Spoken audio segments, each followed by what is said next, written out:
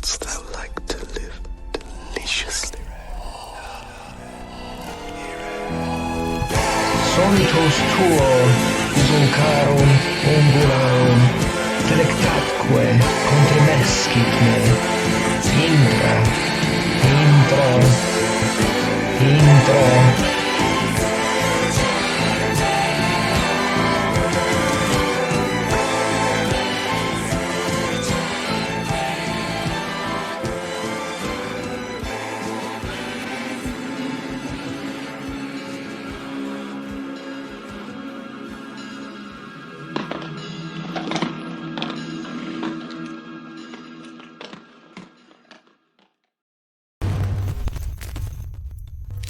Welcome back to 13th Elm, another episode where three guys talk about a movie that they watched.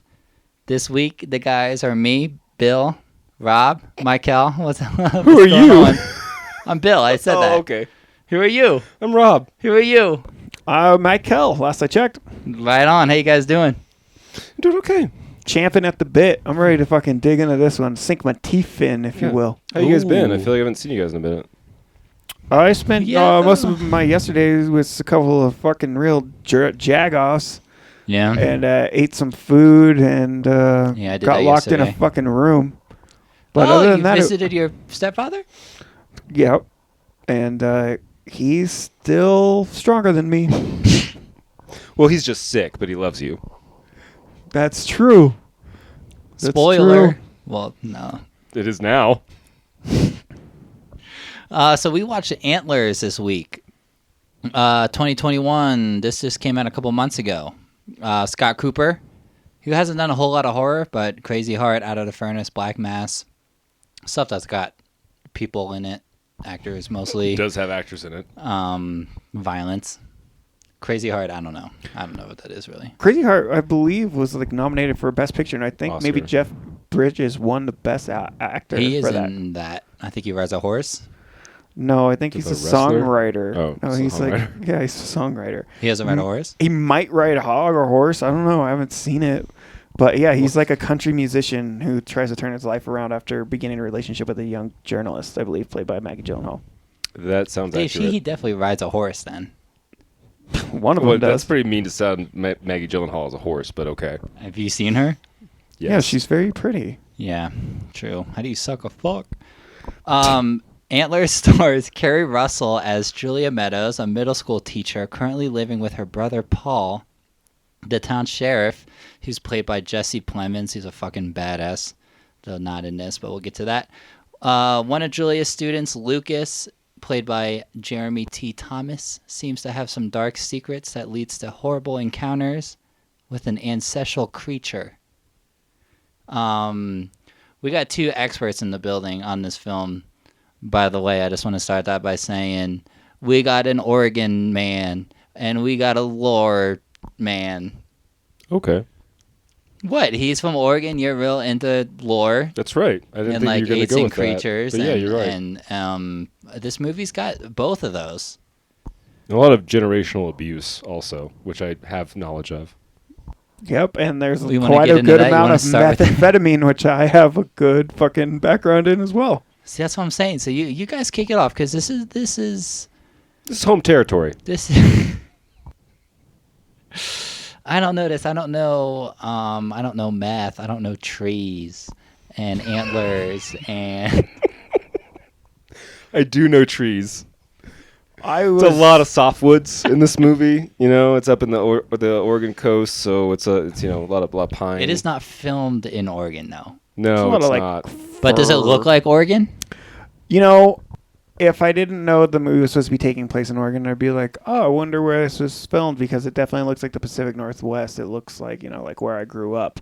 But if you're like, does this look like Oregon? I've been up and down the coast, and I could tell you like confidently that this was not filmed in Oregon. Like, this is not the Oregon coast. There's lots of it that looks like Oregon, and there's I would, like, whatever, be this guy, but, like, I would have recognized that Oregon coast, and, like, I could tell it wasn't. It was a little more northern. It was filmed in Hope, British Columbia. Yeah. So, it was a little rockier, and but as far as like the colors and the gray, obviously there's like some filter and Fogs. camera and stuff. But yeah, like fogs. It's wet. Lots of ferns. Lots of like Destitution. high canopies and low ground cover and stuff like that. And like it's Oregon, Washington, British Columbia. Like this is the PNW. Yeah. It looks great though. It made me like miss home quite a bit. But one thing that I thought was fucking wild was like, do a little bit of fucking research because. Talking to us? No, I'm talking to the like Scott Cooper. What's his name? Yeah, Scott Cooper. On Cole. what? Oh yeah, is that not an Oregon thing? Cole? No, it's not a fucking Oregon thing. You could have went with like commercial fishing. You could have went with logging. Would be the two obvious ones. Cole? I actually thought it was before, like the first 5 minutes. I thought they were like in the industrial area was like an old logging camp or something. An old mill. Yeah. Yeah, and then it's like, oh, it's a mine. I was like, oh, a mine? I Yeah, think they really okay. just wanted the set piece of the mine because it kind of like I don't know, secrets or something. Underground. Yeah, like I you mean- kind of get some of that. But without even getting into the story, the first 15 minutes of this movie are gorgeous. I mean, a lot of the film was shot very well, but I feel like the intro and like that shot, we'll get into it, but that shot where you're seeing the truck parked outside of the mine, oh, fuck, that's gorgeous. Yeah. And that does look a lot like Oregon because before it looked like a mine, it did to me also look like a lumber mill, or like a sawmill or something like that. And man, I gotta tell you, like, I grew up with this shit, man. It was like flannels and fog and trucks beat to shit in old industrial yards for fucking mining Fucking or sheepskin lined Levi's jackets. dude that that all It's hot. makes sense. And like the people, I feel like this did have lots of like tones of home, but like did it look like Oregon? Yeah, it looked like Oregon. I could just tell it wasn't This is fucking Oregon. 200 miles north. Yeah, like does Joseph Gordon-Levitt look like fucking Heath Ledger? Sure, but like, can I tell them apart without I would question? hope so. Absolutely. Joseph Gordon-Levitt has a baby face. Yeah, oh, Heath a Ledger baby hasn't dick. aged in like fucking 12 Years. years. Rob like that It's one. a good one. Whatever. Anyway, so yeah, that's my 2 cents on like the set, and we'll touch on more of it as it comes up. But like, love the setting. Was really pretty. Setting was great. Yeah. Lots Rob? of meth cooking around there In that Oregon? you know of? Oh any my small town, God. anywhere, Yeah. USA. Especially blue collar, fucking like just anywhere, like rural small towns. Like, especially you want to talk like failing industries such as coal, lumber, commercial fishing, where the shit's dried up and you have a bunch of unskilled laborers who have minimal education and families that they need to support on a fucking income that is evaporated because the system has failed them. Yeah, lots of fucking meth. People selling that shit, people smoking that shit. This is like, Rejecting it, apparently. Apparently. dude, man, I have had unfortunately like an extreme exposure to fucking methamphetamine for sure in my youth growing up. Fuck yeah. So that honestly hit the nail on the fucking head when he handed that kid the bag like right away to put in the glove box. I was like, that's meth. Yep. And like it I- didn't take long to confirm that, but I was like, that's meth, Well, and that's a tweaker. As soon as he puts the gas mask on, right? I mean, under the assumption that he's at a like a sawmill, like a logging mill, I'm like, you don't need that here, and they're definitely not working. Like us, like a K95 would do the trick if you don't want sawdust. Yeah. But then when you start walking into a mine, I was like, well, I'm pretty sure you're cooking meth in this mine, but like, I don't know. It's a meth Oh, mine. was it when he lit the road flare to go into the mine? Yeah. It's abandoned. There's no like lantern, but also you can bring a lantern to an abandoned could, mine. especially if you're only walking 65 Well, any feet other and then light dousing source. the fucking flare out and then then lighting another one immediately after. That was ridiculous. It was ridiculous, but it did look good. And I mean, just like The Descent, where you're in like an enclosed space and you have that road flare, like it just, fuck, man, it looks It great. looks good. And the sound, you get that, lanterns don't make a lot of noise. The sound in this movie was outstanding. I love the sound editing. I'd say it in was this movie. standing. Go on. Then. I'd say it was in standing. This makes great content. It's good. I didn't care for the score actually, but the sound effects were pretty good. Especially the pumpkin head sound that they kept using over and over again. Ed Hartley. That one? No, the cicadas. Oh. Yeah, Did you guys not clock that? There's not really cicadas in Oregon either. There's not, but there is Pumpkinhead. I mean, Windigo. Yeah, Wendigo is like a thing that I definitely was familiar with. So I never watched trailers. I've been interested in watching this movie since I first heard about it. You fucking tell me, set in Oregon, Guillermo del Toro, horror adjacent creature feature, whatever. Dead kids. There's nothing else I need to know. I'm fucking on board. So we're getting a little taste or two of lore, and I'm like, this is a fucking Wendigo. And then like it's all but confirmed, and then it is confirmed. I was like, fuck yeah, that's sick. I mean, the intro is literally spoken in Ojibwe language, so like you know that we're getting into some native indigenous myth, right? Mm-hmm. And aside from, I'm sure, tons and tons of different cultural relevancy in the Pacific Northwest and British Columbia, white folks only know so many, and Wendigo's like top of the list for me, at least. For sure. Yeah, I didn't know this was a Wendigo film going into it either. I was interested to see what turn the creature was going to take, and you don't see a lot of Wendigo shit. I was trying to think of other movies that's prominent in, and I know it's like in Pet Sematary, but I don't even think it's really in the movie as much as it is in the story. It's more in the story. It's referred to. And there is I never saw it, but there's a movie that came out in like 2000 or 2001 called Windigo. But I'm like somewhat familiar with the lore, at least as like, you know, mythologically in native culture, and how it's kind of like a spiteful, hungry spirit, and it has to do with cannibalism and all that. So like I was like at least somewhat familiar with it, and also the depiction of, you know, having antlers and having like kind of like a deer skull or like a cervine skull, and being like monstrous and almost quadriplegic, but also like can get on hind legs bipedal. and have like a hulking kind of, you know, upper body and like that sort of depiction. But that might just be my exposure to like, you know, stuff on Google and DeviantArt and all that shit. The creature design was great. Also, I know there's like an episode of Supernatural that that's a Wendigo. There's a Wendigo like Monster of the Week on Supernatural.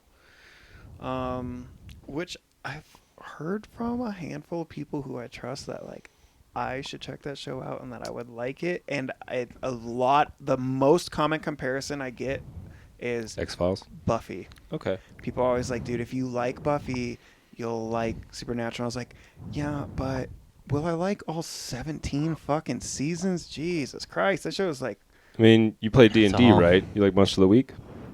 Yeah, I mean, yeah. You know who loves Supernatural? Who? My daddy. Shout out to Dad. Love you, Dad. Love you, Dad. He loves Supernatural and he loves Grimm. Really? Oh yeah, big time. Yeah, I've heard like fucking strangely, I've heard really good things, and I know it's really popular, and I've seen bits and pieces, and it's not bad. I just always made the assumption that it was like some CW teen fucking horror type of shit that's like clearly aimed at like adolescent You're not young wrong. women. It's probably not for me, but apparently it's really well written. I mean, and, you like Buffy, funny. right? I fucking love Buffy. Okay, who's that aimed at? It's like pretty sexual. I would say adolescents in general. I don't know if it's gender specific, and I could Okay. be wrong. It That's could fair. be the same thing about Strong female lead. like you know? you know, I could be the same about Supernatural. But yeah, dude, Buffy is fucking great. Back to the movie. Yep. Yeah, the story is engaging, but it's pretty slow paced for the first hour. At least. 50 Yeah. minutes, I would say. At least. It's definitely a slow burn, and not my favorite slow burn either. I just ended up not caring too much about any of the characters. Yeah. And I hard disagree on that. Really? Which ones did you like the most in order of all of them? Well, Jules and I'm just saying. Sorry, what? Oh, go ahead. You can go ahead and ask me a question and just talk right over it. That's fine. The teacher? Yeah. Yeah. Jules, Carrie Russell, Jules. Felicity. Yeah. I did not care for her character. Okay. Did you actually give a shit about her being an alcoholic and never acting on it? I mean, like, it's good character development, but They didn't develop it though. They show it like over 3 the head times. over it. That of her, was like, the subtlety of this film is what looking at makes Crevassier it so pints good. across the counter. Yeah. Dude, yeah, she's hurt people, man. She's seeking solace in her from her abusive past, and she doesn't have to go deep into it. And the movie would not have benefited from another fucking 15 minutes of exposition going into that. Like, she has some trauma, she has some flashbacks, she has like moved through various forms of coping mechanisms to deal with that, and none of it is overt.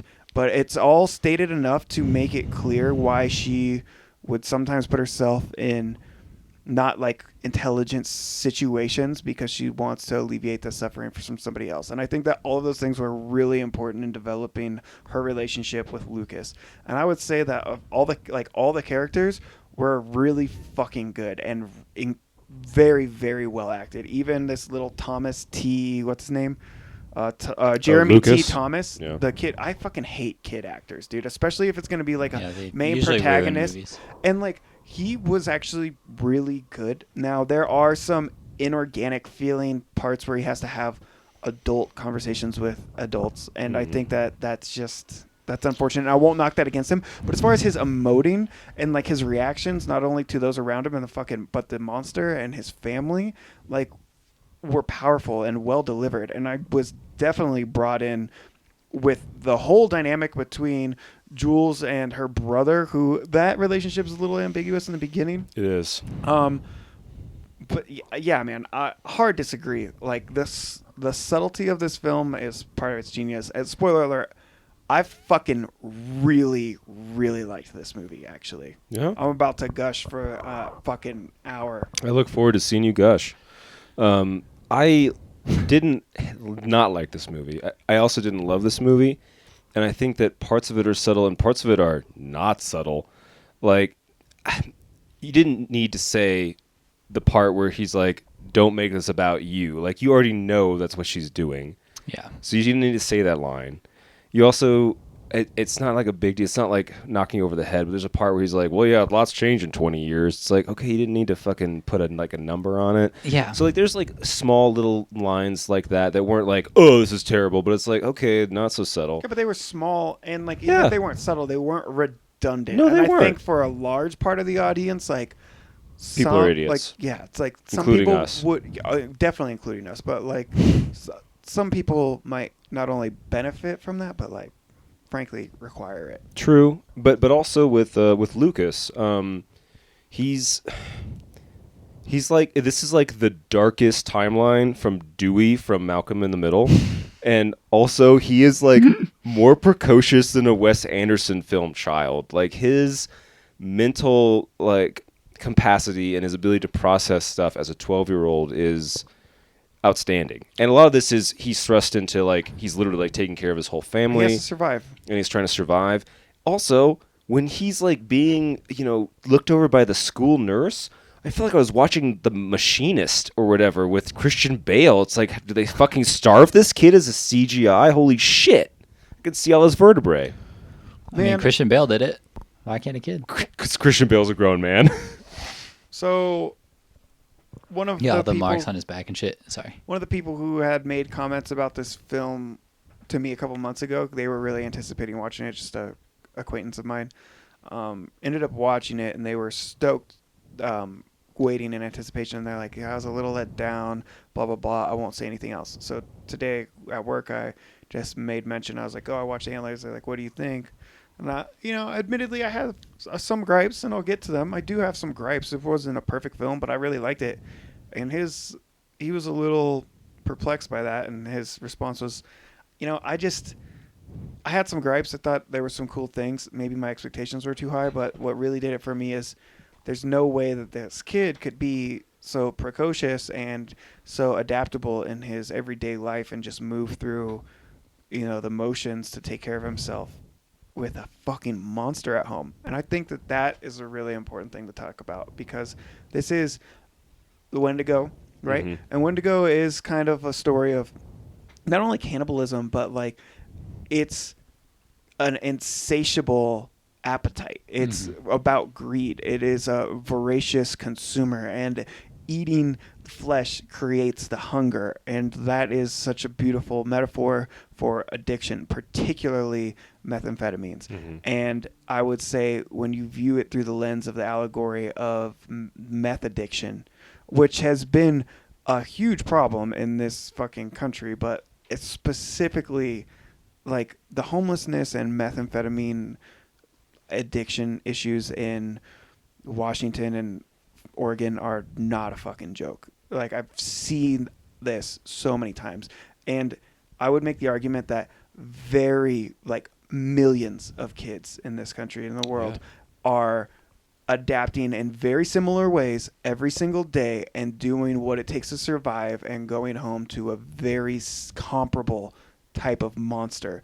Well, I'm not like overstating it to say that I grew up with many kids like this. I've seen them in my family, like 12-year-old kids, mom's not around, dad is fucking gone because he's a fucking bag whore, and he's just tooting booger sugar and making fucking shit with his friends, and he's not taking his kids to school, and he's not giving his kids baths, and they're not getting fed, and but they go to school. Like, there's a lot of kids out there that fucking do that shit. And Lucas to me was like super real character. Like, beyond like his precociousness, like it's like a reflection of society and of kids that exist. I agree with you. I mean, you have to embellish a bit because it's a movie. creature feature, and it's a movie, Yeah. and it's got to be, it was not presented under the idea that this is a based on true story. And like, I'm not saying like the monster shit, but it's like based on real story. And if it was just straight meth addiction that was the monster, well, like, addiction in general, right? As like a concept, right? Then like maybe there would be more points of emphasis on fleshing out like why and how he has these resources. Flesh. But like for this, I mean, it's an allegory. There's a metaphor here, and his precociousness didn't bother me because I saw what they were trying to do. Like, I mean, this disease, this addiction, this infection has stripped away his family dynamic, his security. It's eroded all relationships and resources that this kid has had. And I mean, anybody who tries to come close and help is either consumed or devoured by this fucking infection. Like, the father prevents that from developing. Like, this movie to me honestly was fucking great, and I think that painted that picture really well. I mean, I didn't grow up in like a town like this, not even like the location, but like as far as like dying industry and small town and everyone, oh, do you know Frank Weaver? Yeah, I fucking put Narcan up, I thought I'd find him dead with a needle in his arm and all that shit. Like, some of the stuff is overt and isn't analogy or metaphor.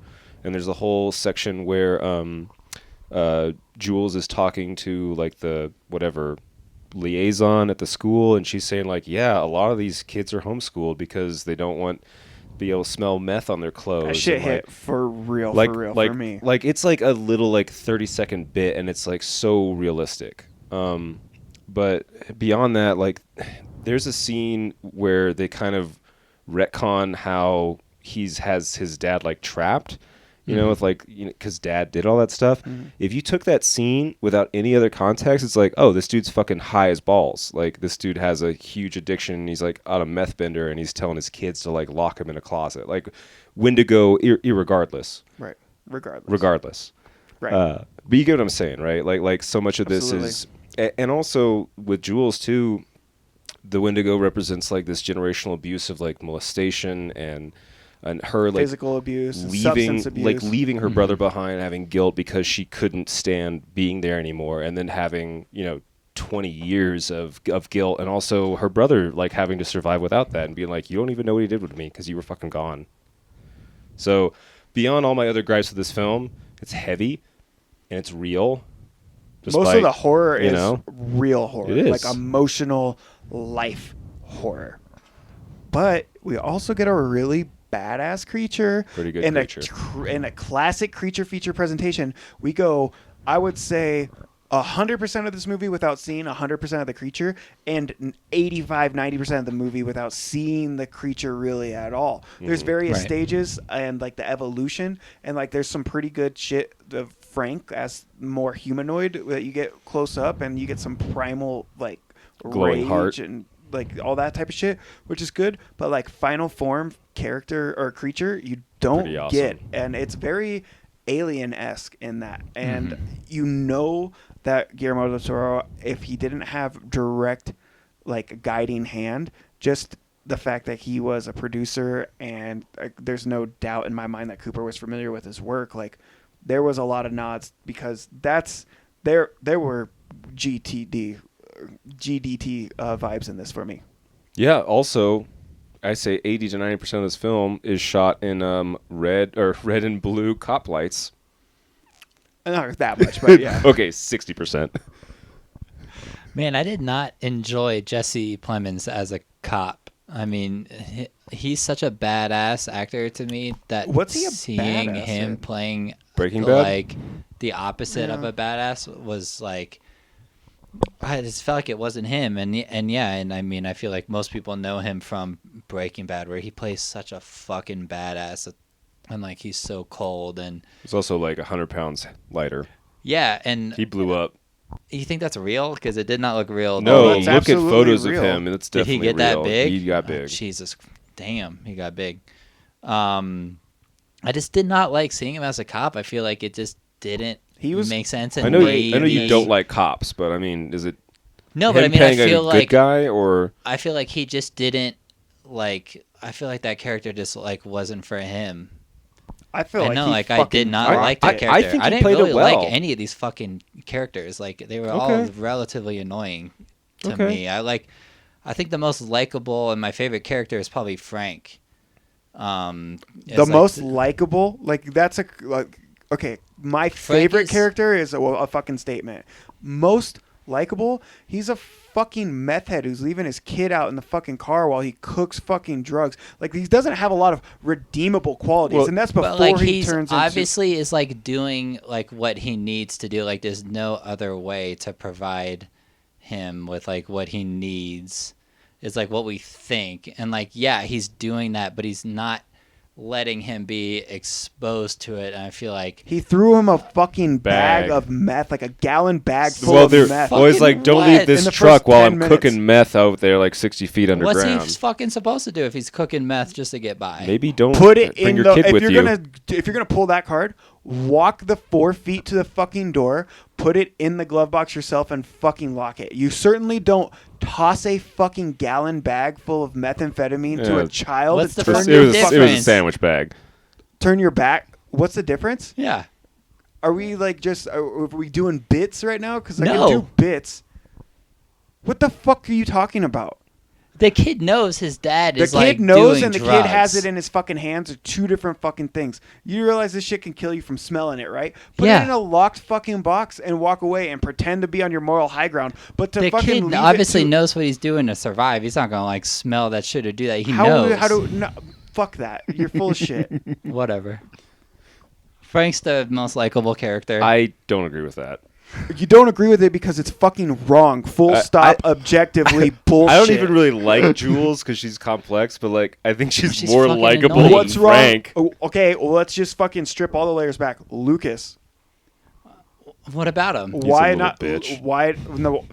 He doesn't really Understandably show so. any emotion. He doesn't really Because do he's fucking anything. eroded and cold and abused and a complete product of his environment. But as far as like likable, he like protects his fucking family. He takes care of himself. He doesn't has some protect them sensibility. very well. He 'cause protects they them in the get way a out. 12-year-old Fucking could. kid. They get out. I mean, Okay. he should have gotten help. Okay, He should have told somebody about it. one thing before we get any further into how much you hate all these human characters and their struggles is I love that they went with the like late 80s the redhead is the bully stereotype. Like I fucking love that shit. Bully was funny. It's like straight out of He like was the most Home likable Alone. fucking character. My Se- favorite. well, I mean, Second he most, does probably. throw some slurs, so I can see why you liked him. Why I liked him. yeah, it makes sense. Yeah. There's a hard F-bomb in this movie. It was followed by a hate great kill. F-bomb. Of It was a him, good kill. too. Yeah. Kids die in this movie, which is great. A couple of kids. Cops Yeah. die in this movie too. which Cops is die in also this great. movie. I didn't see a dead priest. No. Maybe That's because it's Oregon. not perfect. There's Yeah, no fucking. they're all It's atheists. Priests to it's die. the irreligious belt. Like, there's not a whole lot of fucking. Yeah, they're churches either there. atheists or Yeah, know, if you want dead priests, you got to go to like Texas and Missouri, Missouri, Missouri. Louisiana. Louisiana. Yeah, we can get some dead priests in the South. I Pastors. didn't hate, but I also didn't really care for like. Oh, also remember the old sheriff that we used to have? Yeah, he's native. He's gonna explain all this shit. I They did all- hate that. Graham Greene is a fucking incredible Great actor. actor. Yeah, he's great. He's so good, and But it was almost like magical. dude, and that he I mean- always is. And like, why couldn't he have been the main detective? Just the Or sheriff. exactly, the sheriff. Yeah. Like, if you're gonna just go in on the trope because it's like a Native American story, like, I get that. But why does he have to be a secondary character with minimal lines, and he's like some fucking shamanistic sage who just comes out and deciphers painting and pictures? On It's the like, patio. "Oh, he's Could've not got- a fucking. Is he not a native boy? It Yeah. can't be." And it's like, that shit's infuriating because Graham Greene is a bad motherfucker. They Also- could have gotten rid of Jesse lot of Plemons, this. the cop brother, because he didn't like add a whole lot, and have him as the current sheriff, and that would have worked, and that would have been fine. There's a lot of like the first hour, so much development, and they're like coming back. There's like 4 scenes where they have like they're checking out bodies, right? And I like the Yeah. gore, Dude, the but practical effects in this are really are solid, pretty good, yeah. especially the husk. We'll Yes. get into it. Oh fuck yeah! But if you had made him the sheriff, you don't have to like have all this like extra development where you have to go find this guy and like find out all the information and stuff. He just know it by like going over like the book he has and like talk. Fuck man, like it's just it felt like not drawn out, but the first hour is so slowly paced, and it's not like that's bad, but it's like that wasn't necessary when you have this great character actor you could have used who was already basically doing what you would have had sheriff right, doing. So they could have sped that shit up. I don't know.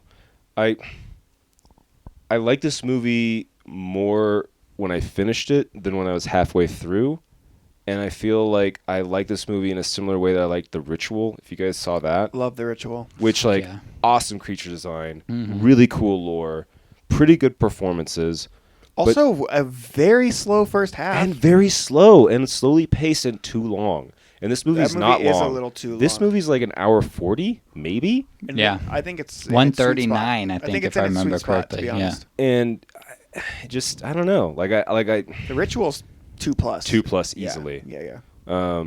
But I don't know. Like I feel like the pacing at the beginning wasn't like a bad thing, but when you get to like the last 20-25 minutes, fucking nonstop. But it's also a creature feature. Like, that is the formula. You can't blow your load fucking early. And same thing with The Ritual, another creature feature. You're like, you don't get that shit until late. Now, that one is a little too long, even though I love The Ritual.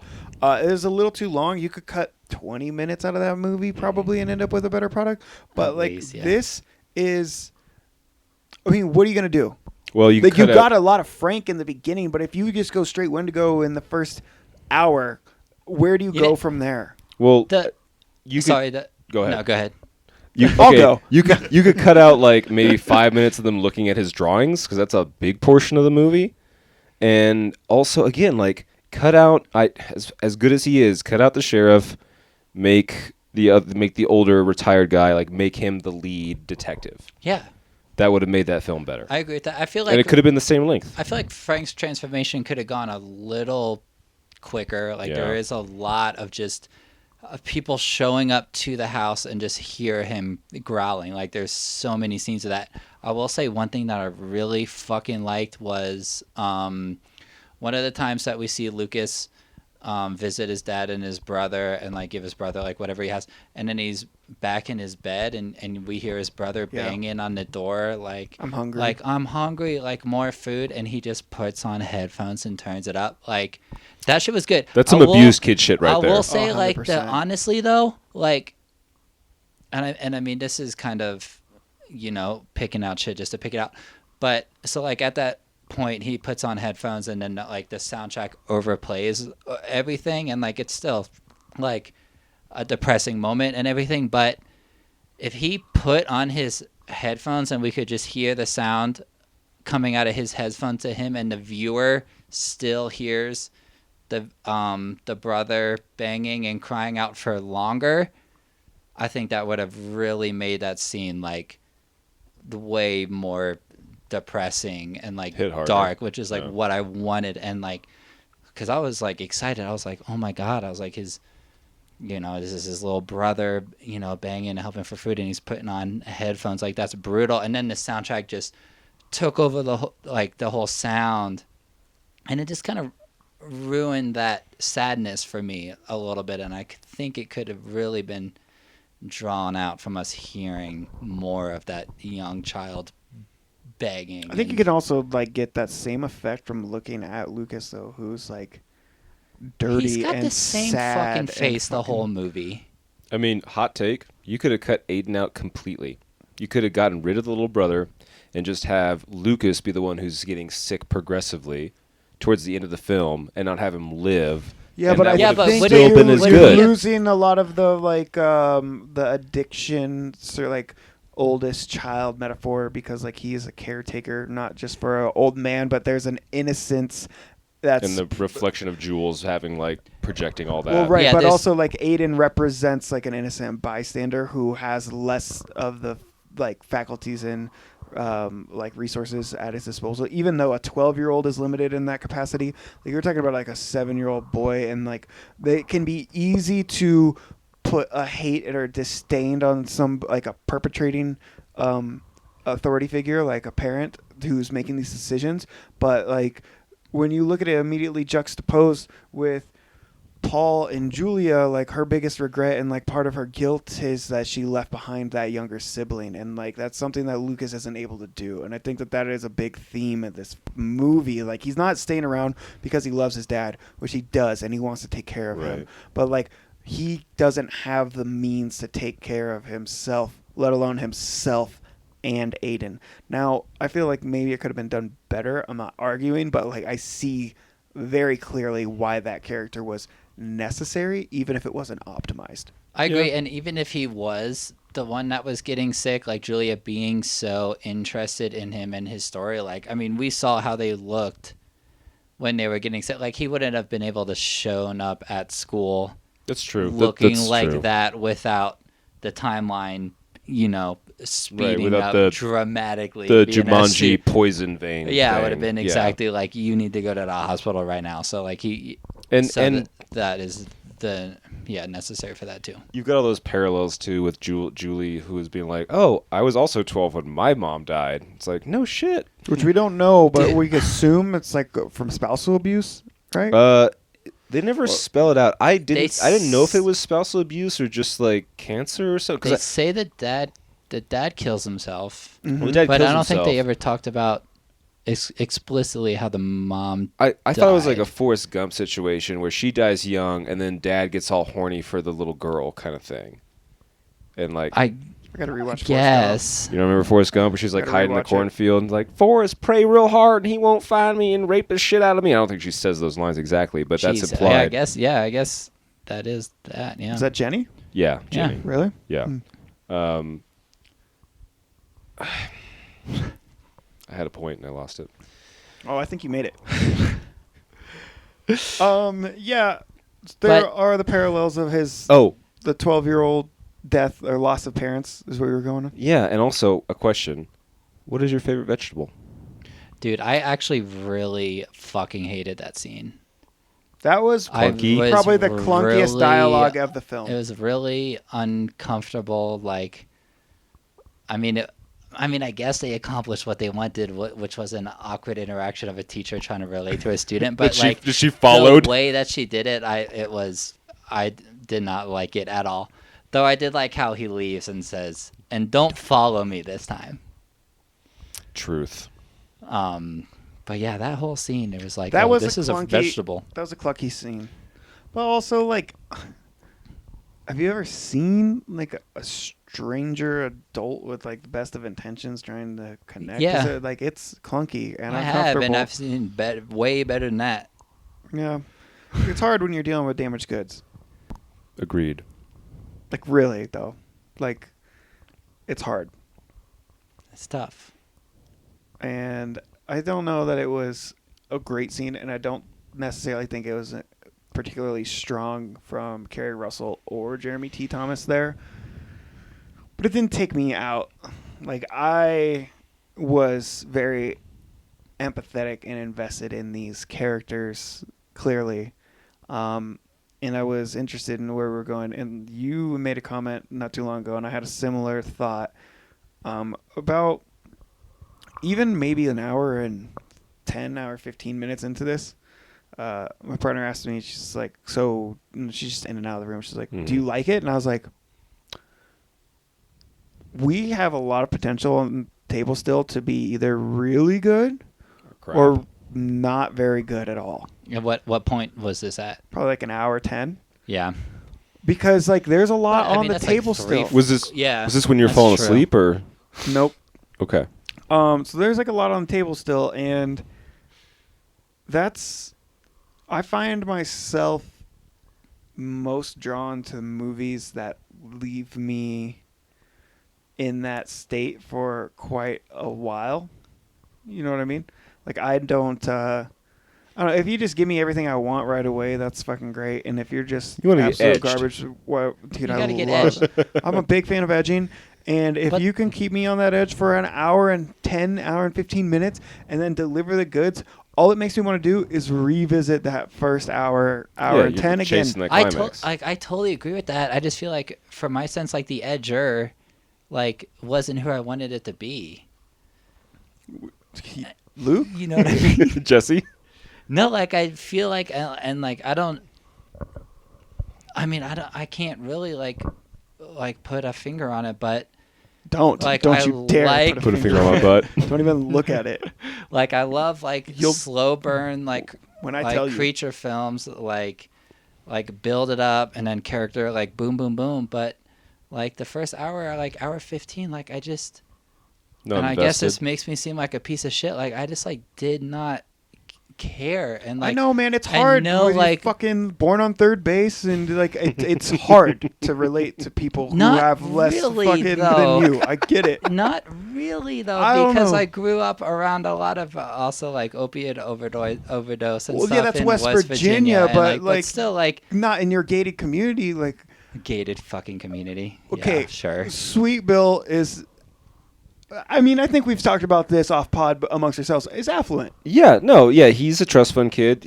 I've seen baby pictures. He actually has a silver spoon in his mouth. Yeah, And Sweet Bill has also had friends die of drug overdose. no, we're not. Obviously, we're making light of things. I know, but no, like, but I get you. You I weren't just- invested in the characters for an hour, and you're like, I don't care about these fucks. like we said, like we've already said, like as much as I love Jesse Plemons of an actor, like his character was not necessary. Like it did not add anything. Like you said, he just was there to say some blanket statements for some like kind of background, as in like, oh, 20 years ago, or like, oh, you left me, or like the hold town on. ain't I didn't the like same no those more. lines. No, but that's I what think I'm his saying. character like, is good. I think Why? his character is good because, again, like a lot of this goes into just like the relationship between him and his sister, which you don't really gather that it's his sister till about 30, 40 minutes in. But if that's the route they're going, he does a good job. I think his performance is good. I don't He's think a great all actor. I don't think all his dialogue is great. Yeah. But it's not That's that not his fault, I it's guess. not that I want to cut him because his performance was bad.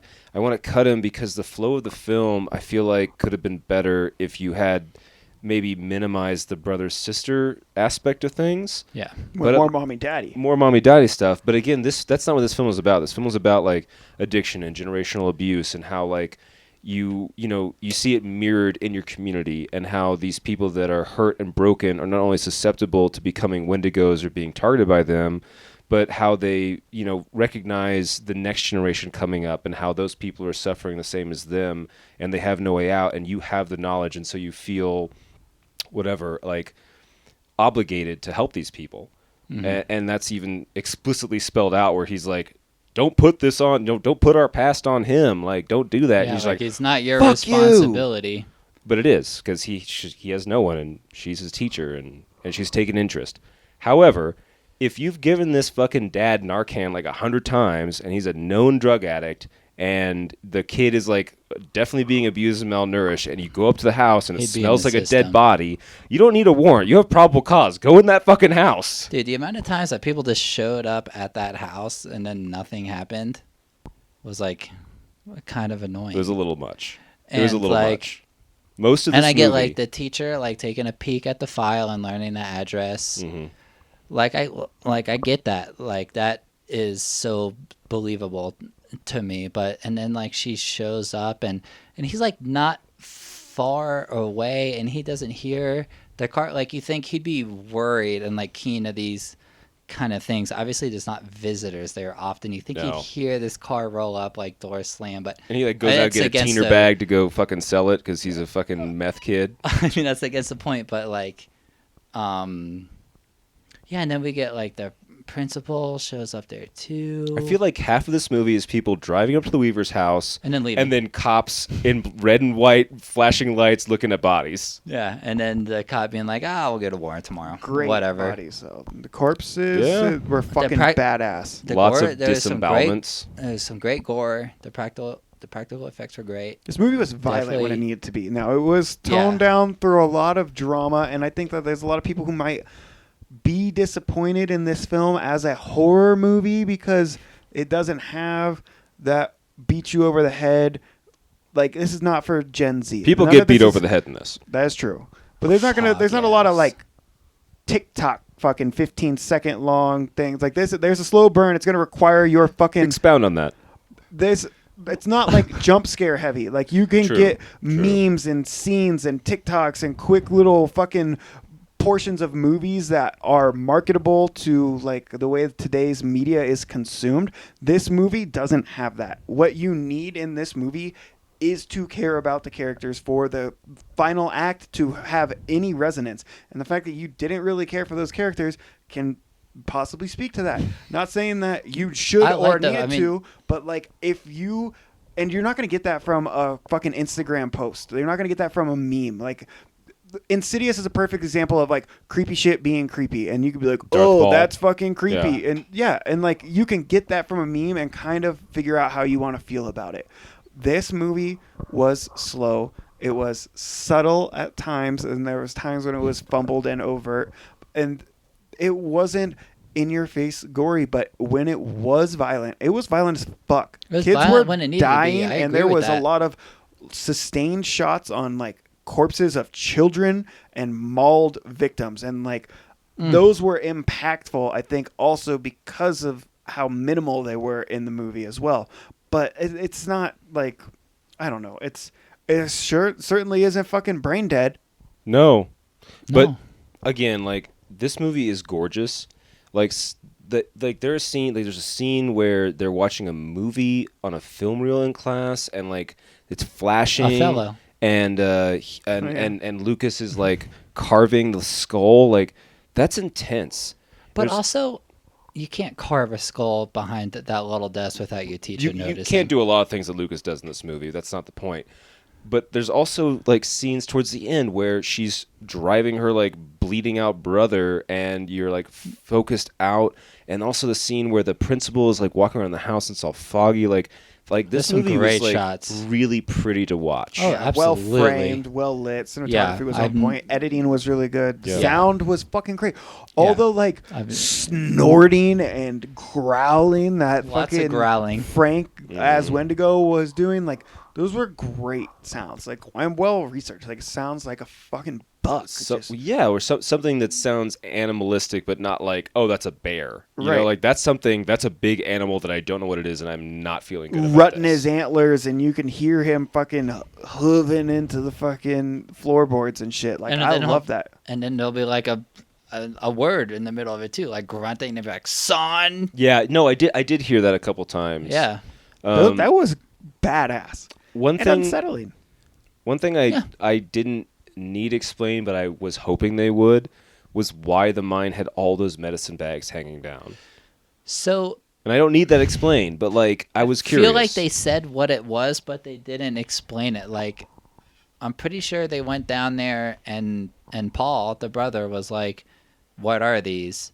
And the ex-sheriff was like, "Oh, these are blah blah blah. They used them for this, but I don't remember what it was. Yeah, I feel like But, that but happened. they're like- he says they're wards. They're supposed to keep things out or in. Exactly, yeah. But like, if you're going to cook meth in a mine, why are they Why are there you in there? the beginning? Like, why are they there? I think that's part of the lore, though, right? Because it used to be a mine shaft. I don't so think that the miners probably fucking had the that there cookers, for the meth Wendigo. cooking people, like Frank and his buddy, were not the Didn't ones have that them put put- the No. Exactly, They that's what I'm found saying, it there. yeah. Yeah. Yes, and so I think that whenever this mine was abandoned for whatever reason, A part of Wendigo? it could we have can been probably guess it's probably and unexplained murder and the deaths. superstition, which would have been kind of strange that a bunch of blue collar white men hung up these wards to ward off the Wendigo, which is you would think that would be more of like a ritualistic thing, like when he was saying like Frank was like, oh, or not Frank, Paul was like, oh, you're talking about myth, and the Graham Greene's character, I think his name's Warren,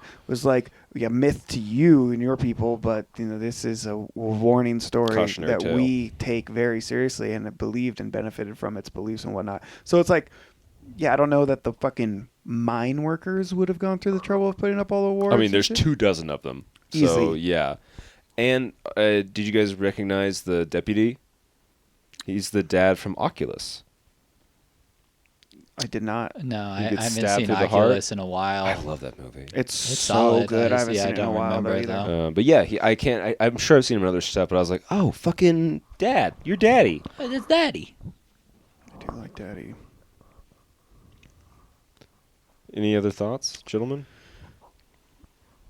Well, let's talk about this fucking I mean, creature. yeah, I feel like we haven't even gotten into like I when he's like full Wendigo and gets out and everything. Right, Windy. When he goes full Windy. How much for a Wendy? Doesn't Jesse Plemons say that in Breaking Bad? I think doesn't. he does say that. Yeah, he does. He does. I That's Frank. Actually, ironically, Frank says that. I liked and didn't like the like burning heart kind of thing that they had going Like on. the glowing heart. That's an interesting Yeah. take because the Wendigo's weakness is his ice heart, and so like it was like a fiery heart. It's like the in this. opposite, kind of. Yeah, I didn't really It was get like that, but cool it his made hot heart with a cool island song it made probably better visual. in a dark mine. Yeah, to have like the heart glowing of like a fire. That maybe it wasn't that cool though, because I didn't love that part of it, or maybe I didn't like how much of it we got. I didn't like it in Frank, where before he's like, fully metamorphized. Like I didn't like that it was like constantly glowing out of him. I was like, okay, he's a firefly, all right. But when he's fully transformed and is like wearing his own face and stuff, like that's kind of cool. That was badass. That was so Yeah. cool, actually. When we saw that, it was so like his face skin on it. And I get that they say it. They're like, oh, you can only kill him when he's eaten and he's in his weakest point. And so they kind of they tell you that beforehand. But this dude, I mean, the Wendigo is like throwing people with like a single arm swing, like knocking them out and shit. Fucking 300-pound Jesse Plemons. And then He's fucking huge. And then Julie's The like Wendigo able to like and stab Jesse him. Jesse Owens is also huge. But she like stabs him with like a fucking pry bar like a few times, and he's just kind of like taking it, right in front of his fucking kid. Like she buried that shit into him a lot. I A really couple like times. that, and it He's didn't cut very away, much and it into that. stayed on. I love that. And more flair. And squelchy. Squelchy. Dude, I talk about like stabbing into the back and Yes. oh yeah, I was into that. I also like the split husk Frank. I mean, fuck That was yeah. fucking awesome. I mean, we just watched The Fly, like Yes. similar kind of. It's not so much like a transformation as much as it is something emerging out of It's like a the post-chrysalis, human body. Yeah. But yeah, that was fucking solid.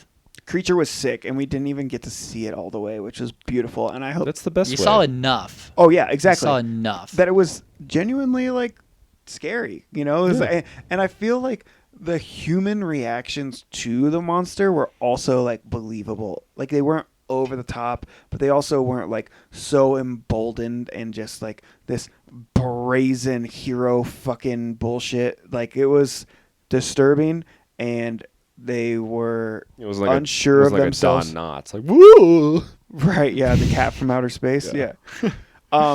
It was great. Actually, I thought in this final act where we go back into the mine so that Lucas can save Aiden and his, Frank shows up and he's full Wendigo and all this stuff.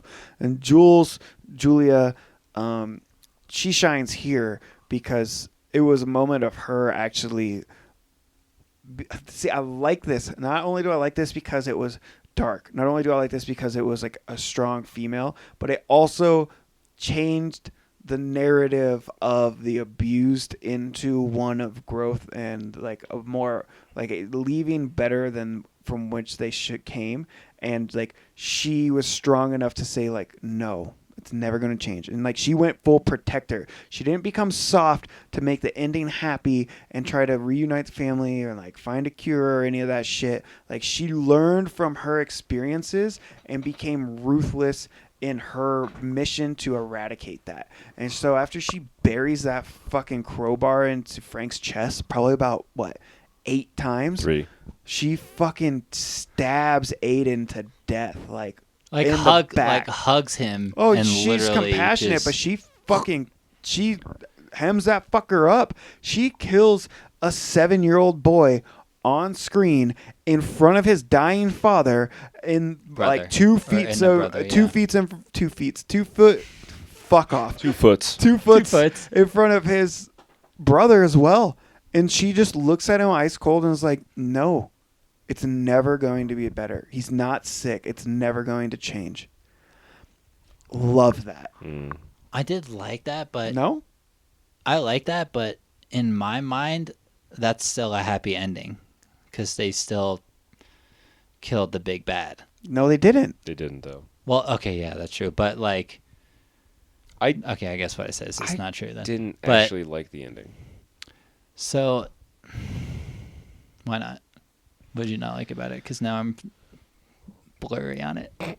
Okay. It's not that I don't remember It's- how it ended, but You watched what it did this you? morning. But you're having trouble recalling it. No. So watching it, it's a good spectacle. Like the special effects are good, the acting is good, but you already know that's where it's going. You know, like way before it even happens. Like it I don't want to say it's lazy because it's not, but it just feels like you're wrapping this up. Like it felt like a very clean. And I know like towards the end, there's like the little nod where it's like, oh, things are not over yet, but. I don't know. It just seemed like, okay, yeah, he's almost dead. He's bleeding out. You guys are going to drive to the mine. You're going to finish things up. You're going to save the kid. You're going to kill the little brother. Like, yep, we're waiting for this. Cool, wrap it up. I'll take it. I mean, what's the alternative? The A lot of other things. The Windigo fucking wins, and we turn this Yes. into I like a mean- 7-part serial, and like No. we get an iconic monster and like a bunch of bad sequels that we all fucking love, sure, because it's fun. And I'm not necessarily super opposed to that idea, but this is a better movie and a better like film because of start to finish, man, and how it fucking ended. Like, if you would have just had that and it's like, fucking evil fucking dies tomorrow night, and like they just keeps Okay. killing. It's like this movie does not need nor should it have any fucking sequel. The open-endedness and the ambiguity, It's not really ambiguous. it kind of is. Not really. Sure, whatever. But okay, so what happens to Julia afterwards? I mean, her brother turns into a Wendigo. That's what happens. But what happens to Julie? We don't know. Would you say it's some ambiguous? No. Fucking Say that she probably kills boring. her brother in the sequel, Antlers 2, the antlering. But Paul could have died. Paul should have died from his injury. yes. The killing of the little brother shouldn't have fucking worked. Should have gone to fucking Julia, and then she fucking Or Lucas turns into it kills and her kills fucking her. self, or like one of those. But like so many things that I criticize, I don't have a better like answer. Like it's not like there's this other movie that they should have made that would have been better. And it's not that this is a bad ending. It just felt like not like telegraphed, but like I already kind of knew where it was going, and it wasn't as satisfying. And I don't want to be surprised every time. It doesn't need to be a twist ending or anything like that. I don't. Again, I'm like criticizing it without any real like. But sometimes real the thing criticism. you see coming and the most obvious answer is the fucking best answer, and it's the most obvious for a fucking reason, because like that is the resolution that it should reach. That doesn't mean every time. The same that it doesn't always need to be a twist ending. But like, I think we got what we fucking should have had. The idea that maybe it goes into Lucas and Lucas kills her is good. And I'm always a fan of like, take it as dark as you want, but like when you continue the lens of the allegory of addiction, that is such an insanely accurate and very fucking dark metaphor to end a movie on. Not saying that I would have hated it. In fact, the more I think about it, I would have I liked actually it. like that. But like the idea that this fucking addiction has already done its damage and now it's consumed this boy who's, fuck, dude. 12. By the time you're 12, and I hate to say it, man, I knew a lot of kids who I fucking knew were going to be shitheads because they came from shithead homes and they had shithead parents. And by the time it was 12, it was fucking done. Yeah. It was over. And guess what? I wasn't fucking wrong. And they didn't get better. Yep. And the happy ending never fucking came. And they didn't get help. And it wasn't because that they didn't have people to love them. It wasn't because teachers didn't try to help them out. It wasn't because grandma wasn't a they're safe piece of place. shit. It's because That's how. the damage was done. Yeah, that's how shit works out. And, you know, that's a pretty good ending. But that's also, like, we got to be real. This had a pretty fucking decent budget and had a pretty wide release and pretty good promo run. A big director, big producer. That movie probably was not getting made. That's Well, and maybe it was, because this movie was in like production hell for a long time, wasn't it? COVID kind of fucked it more Yeah. than like creative differences and things like that. And this also was, the screenplay was based off of a story called I believe The Quiet Boy. Yeah. And that screenwriter, or the author of that, Nick Antosca, was also a screenwriter for this. I haven't read his short story, so I don't know how that was supposed to end. And like you said, maybe it was, supposed to be that movie, or maybe it was that dark, and maybe it couldn't get greenlit. Who knows? That's honestly, I gotta recant. That's probably a movie I like more, just because it's real and terrifying and fucking dark and like disturbing for those who have lived through it or near it, adjacent to it. And like, yeah, the sad reality is Lucas is probably going to be a fucking dirty meth head, and fucking he's going to be cannibalizing his own relationships, and he's going to push away those people that want to help him, and he's going to be the real fucking monster as early as today, but certainly for the rest of his fucking life. And he's going to hurt those who try to fucking help him.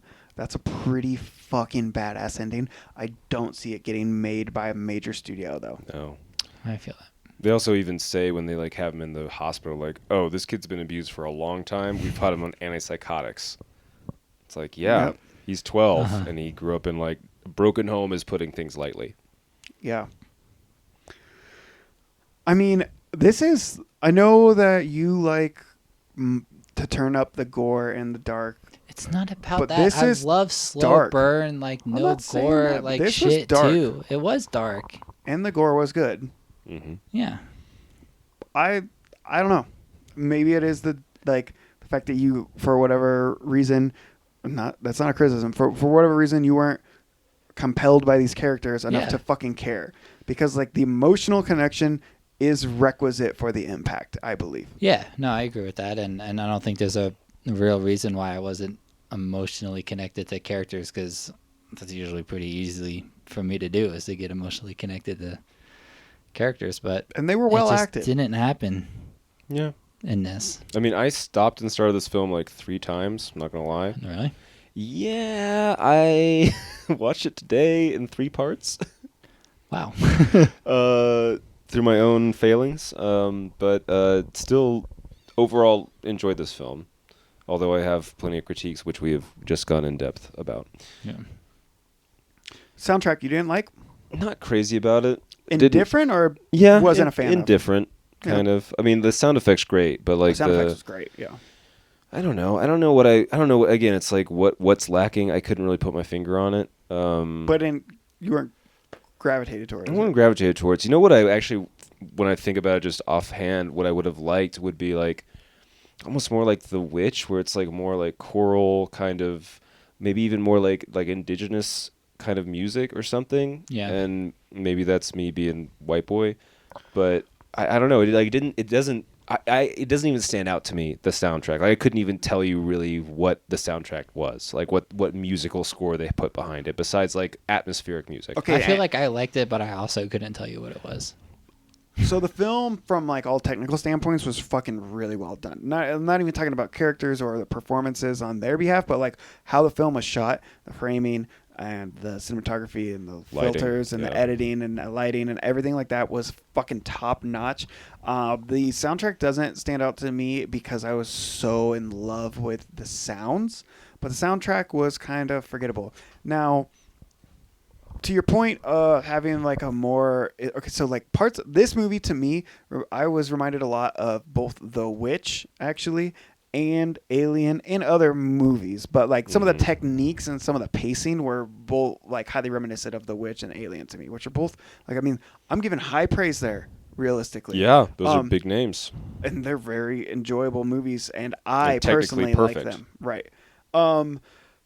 But I think it would have been pretty badass if they would have incorporated more indigenous music, but I think they probably try to stay away from that from the fear of oversaturating with like a whitewashed point of view. And I think the way that you get around that though is by changing Warren's role. Don't put in this fucking amazing native actor, and like, sure, you could have given that to some fucking white dude and had him play some Or a role no-name. in red face, and that would not have been don't do better. that. No, but I mean, it's Hollywood and it fucking happens. I'm saying yeah. like you could have done that, and that would have pissed me off. So like, there's levels of this where I'm thankful that they used Graham Greene because he's the guy to do that. He's but the guy. also, why not make him the central focus? Why not make him Jesse Plemons' character? And I know that messes up the brother-sister dynamic that you and I are so fond of, but like, I think there was ways to do it where if you were to have a more real indigenous representation that was classy and not caricature, then you could put in some of that music and not receive the criticisms that maybe they were afraid of. You know what I mean? This guy. He's a fucking badass too. Did you ever see Blood Quantum? No. Okay, so it's a zombie film, but it's a good, different zombie film, and has a lot of it's centered around like a kind of the local Native American tribe, and they're like immune to the virus, sort of thing. And Mykel, I think I might be butchering his name. First Nations kind of person, and he's great in it, and he's also like kind of comparable in age to Jesse as far as an actor. And I don't know, just again, we're talking about the movie that wasn't made and how it could have been better or worse. Just out of quick curiosity, I did notice this gentleman's 54. How old do you think Jesse Plemons is? 38. 33. Really? I was gonna say 35. He is Yeah. big. He got big. Yeah. I honestly thought he had like a fat suit on. You guys know he's married to Drew Barrymore, right? Is that true? Yeah. Really? They've been together for a few years. Been Probably has married. a hog. Well, I bet he's got a hog. If it's gaining weight like he is, he's certainly got a Oh hog. man, Hogzilla. Hogzilla. Fuck, man. I really like this movie. There were ways it could have been better. It's certainly not perfect. You guys might be a little surprised when I give my score after I I'm think so. gushing so much. Like, it definitely wasn't my favorite movie. But also, as I mentioned last week when you announced this, like, I had really low expectations for this movie, which certainly helps when you're digesting. You know what I mean? Like, I was thinking, and even, like I said, the slow first 30 minutes before Hour. I kind of start, well, like before I started to Hour kind of 15. turn, about 30 minutes in, I was like, this is going to be shit. And then I was like, maybe, and then it's still slow, but for like up until that hour point, I was like, maybe it's going to be good, really good, or maybe it's not going to be so great. And then I ended up really liking it. And it's like, this honestly was what I wanted from Lamb. Right? Okay. I wanted a lot of things from Lamb that was not delivered, so that's an accurate statement. I don't know. I wanted a little fucking kid with antlers that wore little sweaters. Would you have liked this more if Aiden turned into like an antlered punk rocker? Like he had a little punk like a crybaby leather jacket with some buttons on it. Yeah, I guess. Yeah, Yeah. fair. I guess, yeah. But I would Like- like that more than most things. Like if this whole film had been in Ojibwe language with subtitles, would that have made it better? Yes. Yeah, probably. But it also couldn't be in like modern day Oregon.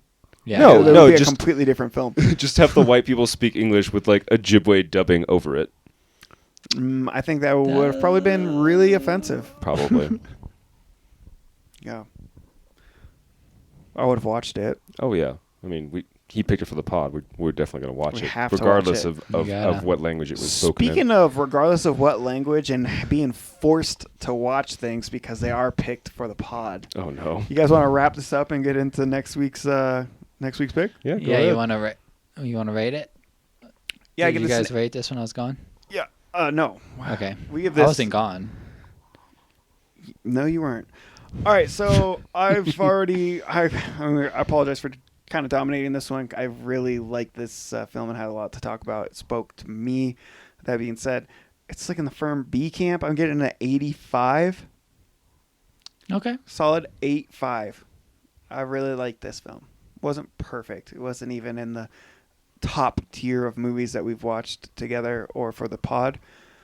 But it was very near it, and I will definitely watch this again. I like it, and I would recommend it. This gets a 70 from me. I wouldn't recommend it to everybody, but there's certain like horror fans and like certain type of horror fans that I would recommend this to. And I don't mean that as like a dig, isn't like, oh, I know someone that likes shoot. I don't mean that at all, but like it's like a little more deep and focused on these relationships and the characters, which landed with some people but not with me, which is fine. I did not dislike this movie. Really, it just wasn't my favorite. And you said you went into this with low expectations. I went into this with pretty high expectations for whatever reason. So yeah, no, I think a 70. I mean, the lore was cool, the gore was great, the character was awesome. There was some great kills, and I mean, there's like, I'm being like kind of nitpicky. Like, I didn't care about the characters too much. If I did, then this would easily be in the 80-85, so I can definitely see that for sure. What about you? I'm kind of in between you guys. Yeah, right. I give this like okay. I give this a 77. I think that the cinematography in this film is amazing. It's gorgeous. It's a well-shot film, for really sure. is. I think the acting is kind of a mixed bag, but is better than it is not. I think that the lore is great. I think the pacing is okay, although I have my own. I don't think there's anything wrong with it. I think just how I received it, I could have liked it more. If you watch it in one sitting. Yeah, exactly. So your pacing of the film? Yeah, my Because pacing. we It watched kind of it over the felt course like of it 8 took hours. 3 times to Kinda- watch. I watched it progressively over 12 hours. But no, like I like this movie more than I didn't, and I would recommend it to people that I knew their tastes. You know, like you're saying, Bill. Like there are people that I think would really enjoy this film. Yeah. And some of that is like, I mean, like I know people with shit taste. I do. There's 2 of them in this room with me, but I know like- people who taste shit. There's 3 of them in this room with me. Ayo. But like there's an aspect to the like the interpersonal and like the real aspect of like addiction and abuse and all that would speak to certain people, and they would maybe not like they would get it, but like they would appreciate what the story's trying to say instead of Yeah. like, oh, I thought this was supposed to be a creature feature about Wendigos, you know. So this is good. I would rewatch this film. I wouldn't rewatch it right away. I'd let it breathe a little bit, yeah. But the creature design alone is fucking Was great, awesome. And it's subject matter that is not touched on a lot, and there's good native representation in this, which is not like good in and of itself, but as like a bonus to like we have like other stories and other actors that Yeah, it's it wasn't not a the fucking remake of Texas Chainsaw Massacre or something Friday else. the 13th or what the fuck ever that we've done 100 million times. Yeah. So- And obviously, our fucking podcast is named 13th and Elm. Yeah. You've You listened get to it. our Texas Chainsaw Massacre podcast reviews. Like, Bill and I love it. But also, new Friday the 13th, new Halloween, new 13th or new Nightmare on Elm Street, all fucking wet farts, man. Like it's that new fucking Texas Chainsaw. Bill and I watched it. We fucking hated it, and It mostly was insulting. we were criticizing it because it was redone hash. It was bullshit, and it wasn't original, and it was the only thing it was a bastardization of the good that we already had. So for this to come out and be a fresh take on a story that maybe it's not a brand new story, but it certainly hasn't been done on screen 30 times. Nope. And like, let's get some creative horror out. Like you mentioned, The Ritual. Yeah. That's a good, It's good. creative So new horror. We much talked about fucking better than Oculus this. earlier. That is new creative story. These are And this is also like very gory, The like Witch, way yeah. gorier than I was like showing more than I was expecting to see, Yeah. and done well. Like there is CGI, but there's also a lot of practical effects, Yeah. which you expect with like Guillermo del Toro being involved in some aspect or another of this. yeah. But yeah, man, let's say 77. Good flick. Yeah, Good and pick. I was really curious how we would all rate this, and my partner asked me after, she's like, "What do you think they're gonna think?" And I was like, "I honestly don't know.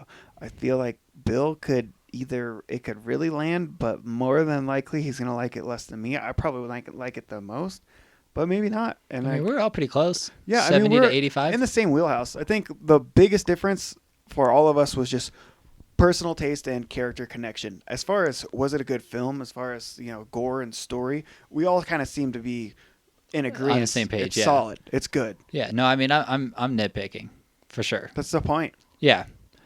It'd be Yeah, boring like if we it's- all came in and gave it 100. Exactly, yeah. Like, it's very well acted and well shot. Yeah, this isn't like Alien or The Thing. So Midsummer, Midsummer, which is probably our best podcast. it's our longest podcast. Well, it's most entertaining because we're entertaining and minutes equal money. Yeah, I'm real funny. Yeah. Go back and listen to Midsummer. Or just finish it for the first time. What are we watching next week, Mykel? Oh, yeah. We're gonna watch. We're gonna God. watch a movie next week, and it's nothing actually that I alluded to earlier. It's nothing? Yep, we're taking the week off. No, but this is a film that I've been meaning to watch for a while. Based on what source you get, it's kind of hard to tell like when it came out. I think it was debuted in 2019, but it like didn't make its like theatrical release until 2020. But it didn't like it's everything I find online says 2021. Wait, did you release. say 2019 or 1919? 2019. So this seems like it spent a long time on the indie circuit before it actually got like full finance. I don't know much I'm about interested. it. It's Waiting. from Rose Glass, and the movie is Saint Maud. Oh, I've been meaning Saint to watch Maud. this. I don't know it. Never heard of it. It's British psychological horror. It's supposed to have some pretty good gore. It's supposed to be Nice. pretty fucked up, and it's a banger. It's like 85 minutes. I've heard it's pretty fucked. I've I heard like it's pretty fucked. fucked, and I've heard from some good people that I would like this movie, and I need to watch it. I know that there's like some cult shit. There's like some Roman Catholicism, like lot possibly of Roman Catholicism stuff. possession shit potentially. Okay. So yeah, I figured it's one that I didn't know if you'd heard of it, but I knew that you hadn't, and I know none of us have seen it. And we're staying in this vein of recent movies. How'd you know I haven't? I've asked you directly to your face, and you said I don't know. So I don't know what you're talking about. That doesn't mean much. No, Nope. but yeah. Shout out to TC Tuggers for sponsoring the show. The only shirt with tug knob, so appreciate that. Corn Cob TV. Shout out to Corn Cob TV. You know, Cup TV. any other sponsors? Bird Up. Bird Up. Oh, The that's worst, the worst show, show on television. Yeah, that's about it. Time to cheese it up. Thank you. Thank you. Thank you.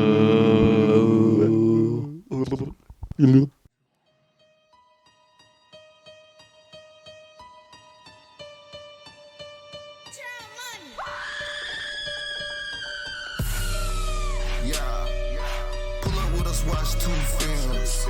Come on, watch two films.